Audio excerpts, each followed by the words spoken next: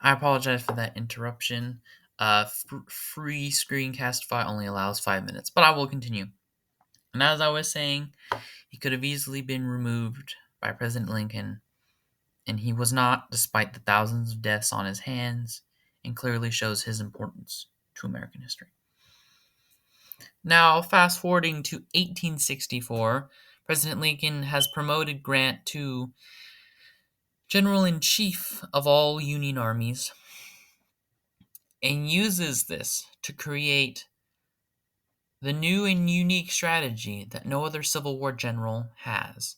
And this becomes Ulysses S. Grant's masterpiece, if you will, which is greatly stated by the National Forest Service with, quote, so far as practicable, all the armies are to move together and towards one common center.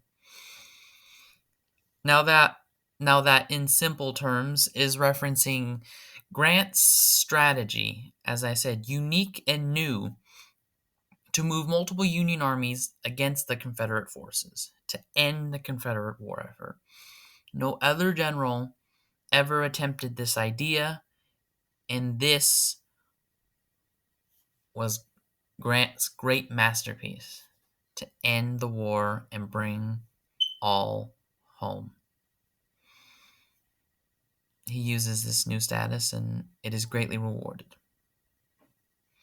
But yes, all the grandeur of, his accomplishments, why he was kept in the war, his great masterpiece, all clearly show why he's an important American figure.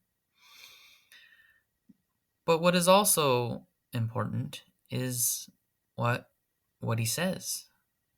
And I found it quite interesting and yet simple quote by Grant, published by Brainly, quote, stated with, quote, nations, like individuals, are punished for their transgressions, end quote.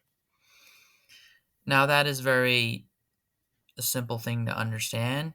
Grant, like the United States, believes that no matter how big or no matter how small you are, no matter how big or small your crime is, you are to atone for those crimes, whether you believe you are guilty or not.